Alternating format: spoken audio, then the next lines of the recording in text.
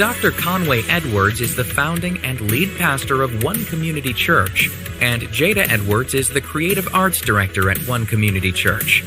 They're both gifted speakers and Bible teachers. They've co-authored several books, including Going Up and When Love's in View. They also have 2 kids, Conway and Jada Edwards. Hello, everyone, and thank you so much for your investment in your marriage. What a joy it is. Jada and I are so honored that we're here just to kind of share a couple thoughts about what God has been doing in our lives, and hopefully it will be beneficial to you. So let's start by talking a little bit about how I grew up and what was normal in the house that I grew up in. I grew up in a small house, 4-bedroom house with mom and dad and 2 siblings. What was most exciting about my days was whenever it was dinner time. At dinner time, it was really unique in my house because the way it would work is everybody would come home. Dad would come home finally. He'd sit in the couch. He'd sit in it. Then he'd be watching television.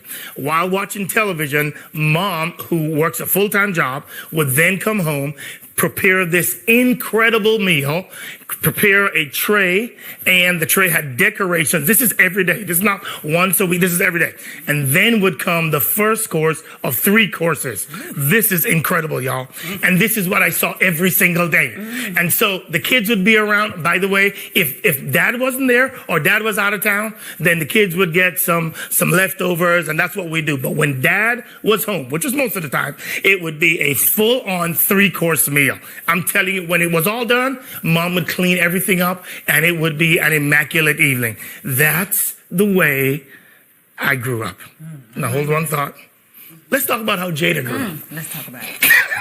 The way Jada grew up, Jada's mom was a nurse. Jada's dad was a business guy with an IT background, and he'd travel a lot for work. So whenever he'd go on travel, he would go to these amazing restaurants. And whenever he found a dish that he enjoyed really well, then he would come home and play Mr. Chef. And he would recreate the entire thing. He would provide the gourmet meal for his family. And then Jada would now go to the table and enjoy one of the most incredibly delicious meals ever created. Yes. So now you can imagine. And then he would clean up.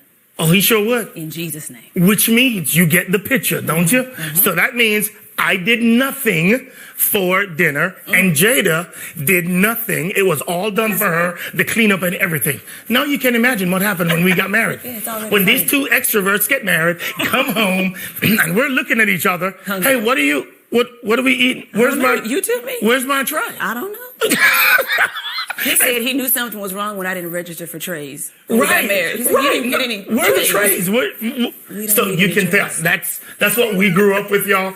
And so we had to kind of work that out. I had a pathway that I thought would lead to a happy marriage, which is Jada serving me and providing and playing the formal wife role, which is to come and lay out a tray for her wonderful husband that has worked so hard all day long. But when we got married, that was not the case. So I had a pathway that I was going down that I thought led to happiness. And then after 19 years. That's right. We're slightly making some adjustments.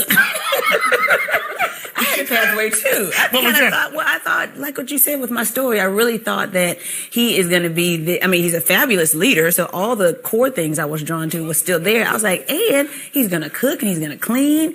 And my dad could keep plants alive for years. He was like all domestic, and protective and a cook. I was ready for my great life. And I realized that we both played the same role in our homes. But, that was after the wedding. It was too late. We didn't think about that part. So yes, it was an interesting first 5 years, and we're extroverted, so we both attack conflict the same way. So it was robust discussions, to say the least. It was incredible. But as we suggested earlier, that the path to happiness, we thought, was by Jada doing what I thought she should do, and Jada thinking I was to do what she envisioned and what she saw growing up. And, Genesis chapter 3, Adam and Eve are in paradise. They're in the Garden of Eden, which means a place of delight, a place of pleasure. And when they're there, when they're fully surrendered to God, fully surrendered, then they get to enjoy pleasure and they get to enjoy delight. However, when there are three gods, each person going after what they deem as important for happiness, then you always will have chaos. Absolutely. Jada, what are your thoughts? Yeah, no, I totally agree. I think when people say why they want to be married, generally it is tied to their personal happiness some kind of way. And when you say, why do you love this person, or what made you fall in love, you usually list the reasons why they make you happy. Most people don't say, I cannot wait to love sacrificially and be with someone who pushes all my buttons and I'm still going to be gracious and forgiving for the rest of my life. Most of us go, and I know some of y'all are super spiritual, so you went in from the beginning with a vision and God's plan, and you only wanted to serve in love. But most of us the rest of us went in with some notion that this person was going to make me happy. And that idea comes because, as in the garden, we're self-centered. And so we kind of create this pursuit of personal happiness, and we think that our spouse is going to play along with that. And what happens is, in the early stages, the I'm in love and you're so new and you're so fresh stages, it makes sense because this person seems to go along with your plan for personal happiness. Absolutely. And then life happens, and life happens for some people in the first month and some in the first year, first 5 years. Life will happen and you realize, oh, they have their own plan for happiness. And it just so happened when you're in love and you overlook a lot of things, you think those paths are the same, but they actually are not. But what's interesting is that we often blame our spouses when we're not experiencing happiness. And the truth is that pursuit happened way before we were married. We call it like your dominant device. We all have dominant devices, or you may call it your happiness driver, or your dominant life principle. And that is just like the devices that we use every day. We have our tablets and our phones and our laptops. You have your device of choice, and it's your tool that helps you navigate life. Some of you know how you feel if your device is not charged, or if you leave it at home. You're like, oh, I don't even know what my name is. And so our dominant devices are the same way. They're tools that we've picked up along the way that help us pursue a happy life. And for most of us, it started as we were children. Yeah. And so I think about not only my home life with my parents, I think about some significant things that happened in my childhood. Things that you were rejected for, things that you were accepted for, those become kind of informants to how you're going to navigate and pursue happiness. So for me, I remember a big rejection. I was on the bus stop one day, and my mother, who is not a shopper or fashionista, as Conway says, she's a nurse. So she wears scrubs all day. She's not into all that. She had bought some clothes, and I needed some parachute pants. Now I'm dating myself. But I had these parachute pants that I thought were so amazing. And I get on the bus stop, y'all, and the kids looked at me and they were like, what do you have on? I said, these are parachute pants. How do you not know this? And they were like, no. Those pants just have zippers. That's not the official parachute pant, because they had to be placed the right way. You know, just like anything. You have the official and you have the knockoff.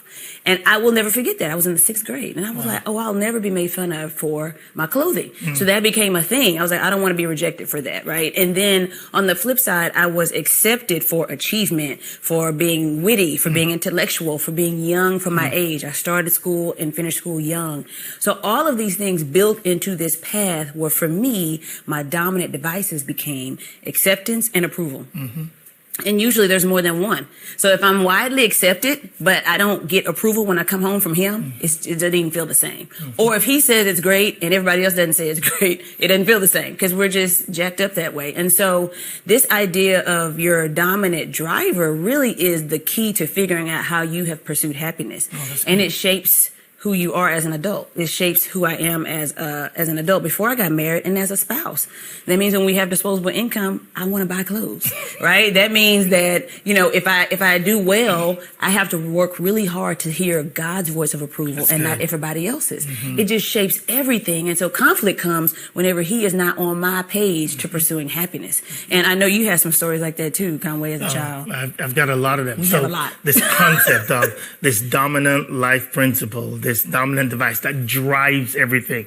All our actions are driven by it. And so for you, it might be pleasing people. For you, it might be peace and just this place of comfort. For you, it might be money or success. For you, I don't know what it is for you, but one of the things we want you to do is discern what that is, because it affects all your decisions, and it also affects your interaction with each other. And so for me, I've got two big ones. One was this whole issue of money, and growing up in a place where my parents had very little money. For me, it was a vow that I made that I'd say I'd never be poor, and it drove all my decisions. It drove all my decisions to get as many degrees that I have, because I thought that was the way to never be poor again. And so with Jada, a lot of things that we fight about, its root is found in me either wanting to make money at some level, or number two, for me, it was success. I remember growing up, both my sisters are older than I was, and they went through school with a breeze, and it was a little more difficult for me, a little more challenging for me. And so I remember my mom making me take these extra classes, and I'm like, why do I have to take all of these extra classes? Nobody else did. And then I ultimately began to crave this desire to prove that I will be successful and that things will go well with me. And therefore, when we got married, the issue of this dominant thing driving everything we did affected every area of our marriage. It affected, well, no, you can't buy anything because we have to have enough money to save. Who says that? I do. But he does. That all the time. But it happens, right? And it determined and defined who we were and how we related to each other until we identified what those dominant things were for us. And then we started working through it as we grew through that. What are your thoughts? Well, I think it's fascinating because when you think about marriage scriptures, I mean, we love Ephesians, we love Genesis, but actually James 4:1-3 says this: what causes quarrels and what causes fights among you? Is it not this, that your passions are at war within you?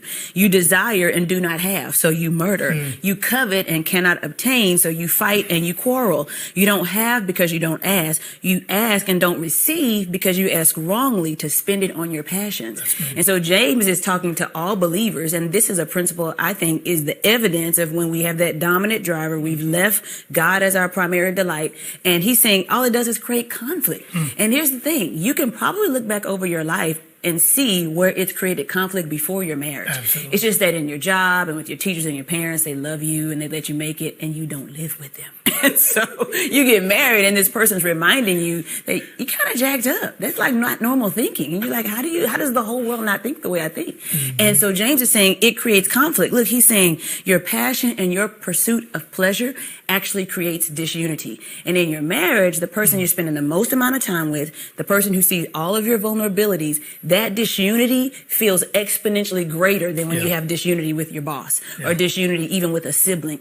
Everything is extremely sensitive. And so you have quarrels because you're pursuing passions, your spouse is pursuing passions, and it's creating disunity. He says, look, you get so upset because you desire, you don't have, and so you murder. And I know y'all are like, oh yeah, move to the next one because I'm not a murderer. But let me tell you, in Matthew chapter 5:22, Jesus said anger is what makes us commit murder. So he said, even if you don't murder, if you're angry with your brother, just count it the same, because the heart is really the issue.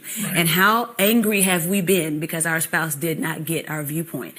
Because he wouldn't give me the extra to go buy the shoes I need to buy, not because I need the shoes, but I got baggage about the shoes, right? So it's all of these things that, or when I think I did something well, when he doesn't pat me on the back, when he's a critical feedback giver. So he's more like, you know what you did right. Let me tell you all the things you can do better next time. I'm like, but can we just say all that went right first? And he's like, no, nobody has time for that. So all these things, they become sources of conflict, right? For me, a driver, because that's how I grew up. I grew up in, my parents knew, my parents said, we taught you, we trained you, we developed you. So we know you know what's right. So let me just tell you the bad that you need to correct. And so for me, when I'm like, I know what's good. I just want to fix what's bad. So with Jada, I just told her everything that was wrong, and I hesitated to tell her the things that was right. Just say, I love you, so deal with that. That's good. But here's what you need to fix to be this perfect person. And that's a lot of the tension that we had to work through early on. I think feedback might be your love language. Well, it is a gift. Feedback is a gift. It is to some, and you can't return it though.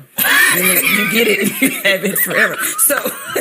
So yeah, we have a lot of differences, right? And it creates conflict. And I laugh because I think about those first 5 years of marriage, and it felt like especially with two extroverted, explosive personalities, it felt like everything was the verge of divorce. It was door slamming and I can't, and yelling and crazy. And now I'm like, what were we fighting about? Right. I can't even remember a specific incident. It just was craziness because it's a stark realization when this person is not on your path for happiness. And here's the thing. I think in some ways, I feel blessed that we were both extroverted enough where ours came to a boiling point very quickly because we just are wired that way. But in most of your marriages, there's either one or two passive people. Right. Their personalities are more introverted. Yeah. So it may take years for you to realize that you've been pursuing your own path before your spouse actually rubs up against that and creates tension. So anyway, James says you got to be careful with that. You're envious and you're jealous because we compare and we want our spouse to do what makes us feel good. And so it creates tons of tension and disunity. And so here's the bottom line. Our pursuit of happiness is costly. It creates conflict in our relationships and it distracts us from our real delight, which should be in the Lord. Absolutely. And I think you spoke to that in Genesis 3. So I think there's a lot to chew on that. We're still chewing on it. Absolutely. So, for sure. Well, and it impacts you when you have kids. The more kids you have, for me, again, growing up, it was, I wanted our kids to go to private school because I went to private school and I wanted them to get the best education because that's the way out of poverty. And everything was driven by that. Jada was like, I didn't go to private school and I was fine. And so why do we need it? And so there was a big, not a little, a big tension there. And I'm like, no, they're going to private school. And Jada was like, no, they're going to public school. And there you have it, right? Right, they're in private school. So I feel like that's evidence of my submission. Should we put that? I think we should just document that for the people. That's reasonable, I think, for that. Okay. But but you know what? It always also comes with our kids. I'm thinking about how I love approval. I remember coming to peace with, you know what? He's just not wired that way. And then we had our son, y'all.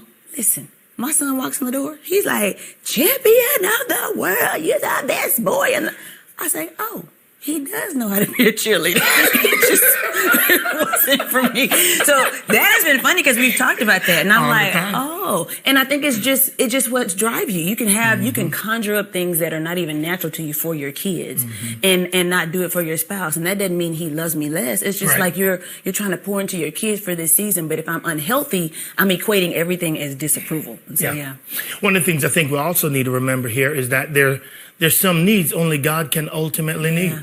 Only God can ultimately meet some needs. The need of, for example, the need of acceptance, security, purpose, and identity, as Jimmy Evans argues, can only be ultimately met by God. And in light of that, we must make sure we're on the path to getting those from God before we try to squeeze it out of our spouse. Now, once you get that from God, then you can, in a healthy way, provide those and meet those needs of your spouse. But now you're doing it over that overflow, and you're not doing it to get something out of them that you have not yet gone to God for. And I think that's vital if we're going to remain healthy as we choose to love our spouses as God has called us to. Yeah. Speaking of going to God, that's a great segue. All right. Psalm 139, one of my favorite passages, which I think I say that about almost every passage. But David says this. He says, "O Lord, you have searched me and known me. You know when I sit down and when I rise up. You know my thoughts from afar. You search out my path. You know my lying down. You're acquainted with all my ways." He establishes at the beginning of the 139th Psalm that God knows everything about him. He says, "You've searched me and you've known me." But this is what's interesting. At the end of that Psalm, the last two verses, verse 23 and 24, he says, "Search me, O God, and know my heart. Try me and know my thoughts, and see if there be any grievous way in me, and lead me in the way everlasting." So he's saying, you've searched me and known me, but then search me, O God. Well, clearly at the end of the Psalm, he's not saying, search me, God, because you need to know me more. God already knows. He is saying, God, I need you to search me and know me and show me myself. I need you to try my anxious thoughts, my grievous ways, and then lead me in righteousness. And so some calls to action that we would love to leave with you. And by the way, this is a journey. It doesn't matter how great your notes are. This is like lifelong journey. Next year is year 20, and we still are working really hard on it. So, but three things I think you can take from that passage, or two things from that passage, and then a last thing. Number one is to search your story, because very often we start trying to resolve things in the now, in today, and today is only just a little bit of the fruit of something that you've been pursuing your whole entire life. And so be like David. Ask God, search me, God, know me, try my thoughts, see what's grievous, see what grieves you. Because what grieves God is us finding delight in other things. And I guarantee you it's going to start to uncover those dominant devices. God will start to show you what he already knows about you. And in his grace, he'll show you what you don't know about yourself. And you can begin to unpack that. The second thing in that is discover your device, right? That's the anxious way or the grievous way. Figure out what has been your substitute for your delight in God. Ask God to show you how you've been pursuing that before your spouse came along. Your spouse might just be, an innocent victim in all of this. Because number 3, it leads us to the third thing. Then you can set your spouse free. Absolutely. You can look at them and say, you don't have to make me happy. Like what a release, what a freedom, a gift to give our spouses to say, my joy, my contentment, my delight is in the Lord. And anything you do for me is extra, but I don't need it, right? So search your story, know your device, and then set your spouse free. And the perfect example of this came because we were able to sneak away and take a little family vacation. And y'all, our son is obsessed with Disney World. Somebody told him Disney World was great. We tried to keep it a secret, but somebody told him. So he's like, I got to go to Disney World. It's the happiest place on earth. And we were like, no. So we finally, this year, went to Florida to take a vacation. But we're all like trying to stay in the same house and not leave the house and everything. And y'all, we were in Orlando, Florida with another family and another friends and some family. And we were there for several days. We didn't leave the house. We just played and swam and had fun. And my son had the time of his life. And on the way home, we told him we were in the same city as Disney World. 5 minutes away. I think if he could have left, he looked at us like it was the ultimate betrayal. But I said, but you just told us that you just had the greatest week ever. I said, did you have the greatest week ever? And he was like, yeah, I did. I said, yeah, because what you thought you were going to get at Disney, you really found just by being with your friends and family. And when I think about that, I think our relationships and our marriages are the same way. Yeah. We're like demanding that our spouse be Disney, make us happy, make us happy. And God is saying, listen, you can just have community and fellowship with me and find joy you didn't even know was out there. And guess what? You could be right next door to Disney and you're not needed for anything. Now, if your spouse gives you some Disney, that's great. That's extra, but you don't need it. You need the fellowship and the community with God. So we want to encourage you today to search your story, know your device, and then you can set your spouse free. Isn't that the truth? Amen. Luke 10:27 also reminds us that actually God has given us a dominant life principle or a dominant device. And he says it this way. He says, you must love the Lord your God with all your heart, all your mind, and all your soul. And then he says, and you must love your neighbor as yourself. Well, your spouse is your closest neighbor. And we have the opportunity and the privilege to allow that to drive us and not the things that we either had and we wanted more of or the things we did not have in our past. And so one of the beautiful things about marriage is that we get to grow in our love for God and we get to test how much we love God in our love for our spouse. And that's what the Bible challenges us to do, to make the Great Commission and the Great Commandment what's vitally important, that drives us. And in this sense, it's how do I love God with all my heart and then demonstrate that in my love for Jada. And I think that's the beautiful part of it. So much so that, would you believe it, I really do now love to cook.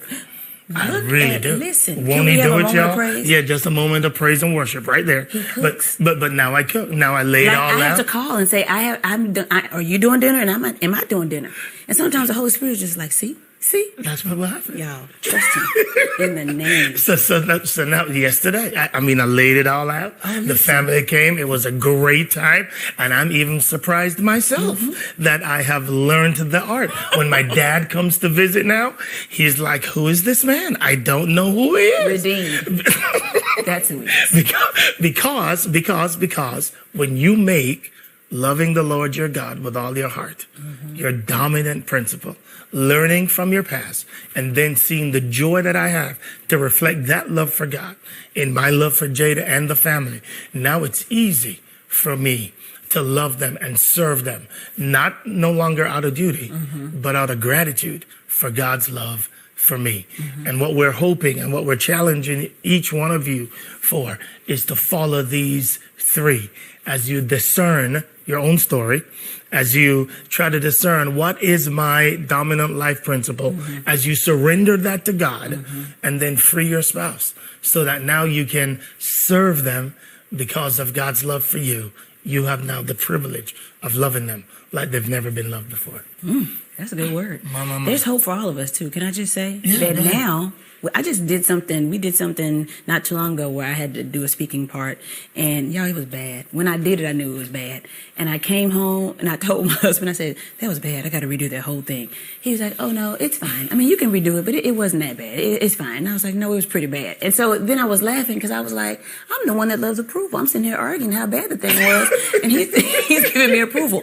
And it's just over time you start saying, I know my spouse loves me. Number one, I know God loves me. That's my approval. I know my spouse loves me. And so I can be free to critique myself and we can have an honest discussion and I can actually get better and we don't have to waste time with like the applause because I need some affirmation. And so all those little things, you know, whether it's cooking or not needing affirmation like you used to, I think to your point, go back to that Genesis is moving us slowly back toward that Genesis delight. Both parties surrender to God. There's one God in the garden, not three. But when you become your own God, choosing your own path to happiness, then you're going to allow the other person to become almost like your slave and trying to get them to do what you want to do so that you can pursue happiness. God says if there are three gods, then there's going to be chaos. There's only one.